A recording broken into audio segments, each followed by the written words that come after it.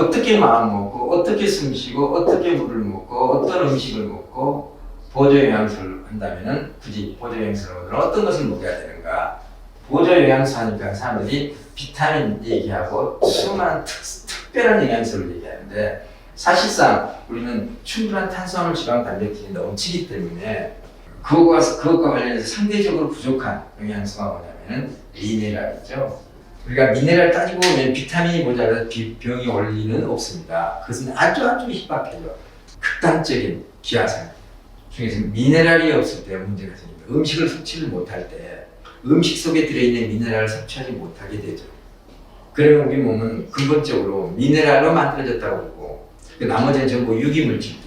유기물질들은 분해될 때 이산화탄소와 물로 다 분해되고 암모니아 가스로 분해되어 버립니다. 즉 C, 탄소, 수소, 질소, 산소에서 물과 함께 날아가 버려요. 암모니아 가스, 그 다음에 이산화탄소, 일산화탄소라고 했지.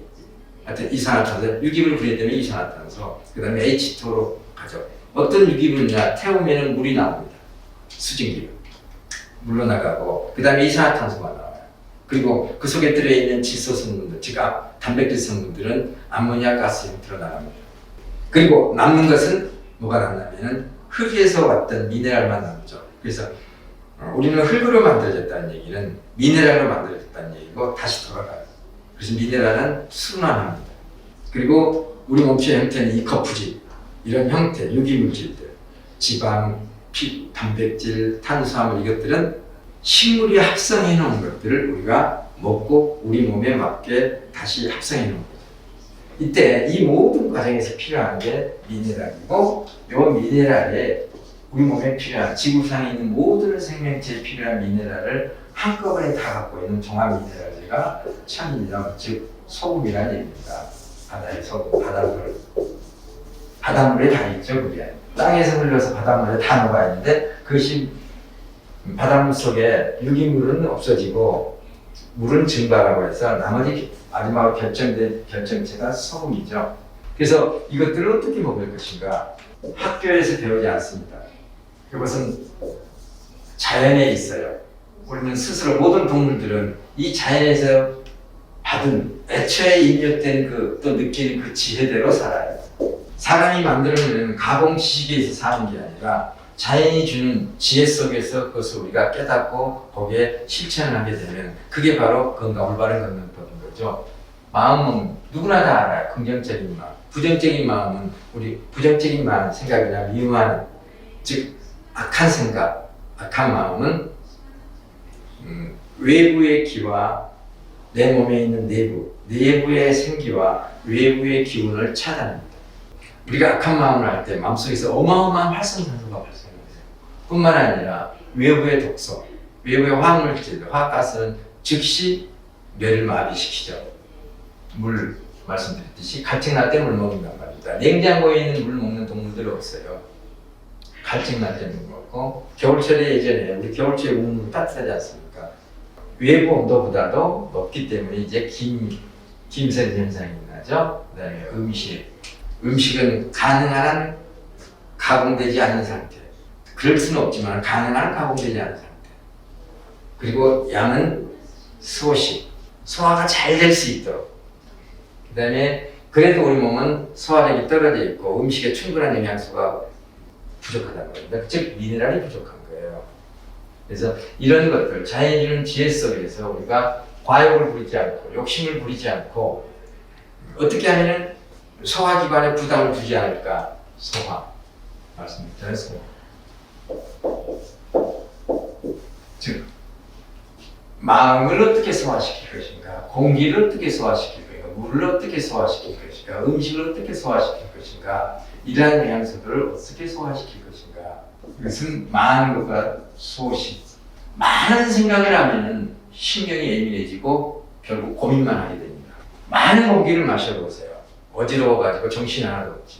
많은 물을 먹어보세요. 말씀 안 드려도 알 거 아닙니까? 많은 음식을 먹어보세요. 수많은 영양제를 해가지고 몽땅 먹어보세요. 다 썩을 수도 있습니다. 이것들은 근본적으로 미네랄들은 우리가 이 전반적인 균형 잡힌 미네랄, 이 소금 많이 먹어도 이것을 많이 먹어도 다 신기하게 배출되게 해줬어요. 다 배출되게 돼 있습니다. 소금을 많이 먹어가지고 죽은 사람 없어요.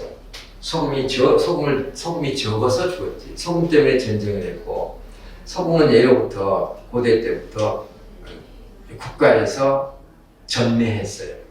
소금으로 어마어마한 이윤을 남기고, 말 그대로 소금이 금입니다. 하얀 소금. 이걸 많이 먹는다고, 많이 먹으면 문제가 된다고 수많은 현대의학에서 많은 그런 자료들을 내놓는데, 그것은 전부 제약회사와 관련된 자료들입니다. 그런 부분은 우리가 그동안에 많이 배워왔어요. 또 그러한 자료는 수도 없이 많습니다. 아무리 짜게 먹어도 바닷물 속에 사는 고기가 그 짠 염분 농도가 3% 이상인 그 바닷물을 먹어요. 아가미를 통해 다시 배출하죠. 그 속에 있는 산소를 빨아내요. 그리고 고기, 우리가 그냥 먹으면 싱겁습니다.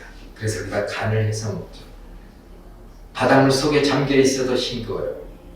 우리 몸이 바닷물 속에 잠겨 있어도 속은 싱거워요. 우리가 아무리 짜게 먹어도 우리 살은 소금보다 안 짭니다. 넘침이 빠져나가도록 돼 있어요. 그래서 그런 부분은 확신을 가지려면 더 많은 이런 자료를 통해서, 또 여기서 말씀드리는 것 말고 많은 자료들이 있어요. 소금이 좋다는 자료도, 소금은 문제없다는, 소금을 많이 먹어야 건강하다는 그런 자료들을 예전과 달리 요즘은 넘쳐나요. 현대의학적인 관점에서 나오는 자료들은 전부 다 저염식입니다. 근데 자연의학적, 대체의학적은 전부 다 소금을 많이 먹으라고 해요. 답은 자연입니다. 그래서 선택은 이제 이러한 모든 정보들을 내가 종합적으로 취합해서 선택은 우리 자신이 해야 되죠. 고기가 흔히 그렇잖아요. 고기가 몸에 좋다. 육식을 해야 된다. 너무 많이 먹으면 안 좋다. 고기는 좋은데 너무 많이 먹으면 안 좋다. 아예 안 먹을 수는 없다. 일주일에 한 번은 먹어야 된다. 그래도 단백질을 공급하려면 고기를 먹어야 되지 않느냐. 이런 얘기를 많이 하죠. 우리가 필요한 단백질은요, 식물 속에 충분히 넘쳐나고요. 우리가 도정된 탄수화물 이런 음식들을 먹기 때문에 그렇죠. 단백질이 풍부한 식물이 무지무지 많습니다. 하다못해 뽕잎이 있어요. 저는 뽕잎 같은 어린잎을 따가지고 깻잎처럼 이렇게 절여서 이렇게 먹기도 하지만, 그거 그냥 생걸로 그냥 쌈 싸먹기도 해요. 누에가 그걸 가지고 자기 몸을 만들고 누에 씨를 짜. 대두에서부터 수많은, 그리고 현미, 우리가 알고 있는 가공하지 않으면 그 속에 사람이 필요한 단백질이 다 들어있어요. 문제는 소화력을 통해서 소화력이 떨어져 있기 때문에 다 흡수하지 못하게 되죠.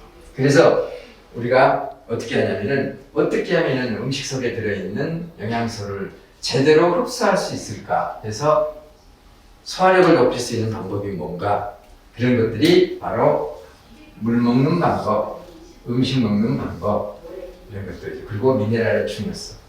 미네랄은 장 건강과도 관련되어 있습니다. 미네랄이 부족함으로써 장의 운동력이랄지, 또 장내 미생물의 활동에, 유익한 미생물의 활동에 영향을 미쳐요. 충분한 소금, 그리고 이미 발효된 식품, 천연식품을 발효시키죠. 이미 영양소로 되어 있는 거죠. 그건 흡수가 아주 쉬워집니다. 발효식품이 좋은 이유는 가공하지 않는 식품을 있는 그대로 발효시켜서 이 속에 들어있는 영양소가 분리되어 있는 거죠. 쪼개져 있는 거예요. 그래서 이걸 쉽게 흡수할 수 있어요. 그런 의미에서 발효식품이 좋고, 그래서 우리가 새우는 새우껍질은 지금 칼슘 덩어리예요. 이것이 발효되어 있습니다. 칼슘이 쪼개져 있어요. 그리고 새우 단백질 발효되어 있기 때문에 칼슘 이온 상태로도 되어 있을 수 있어요.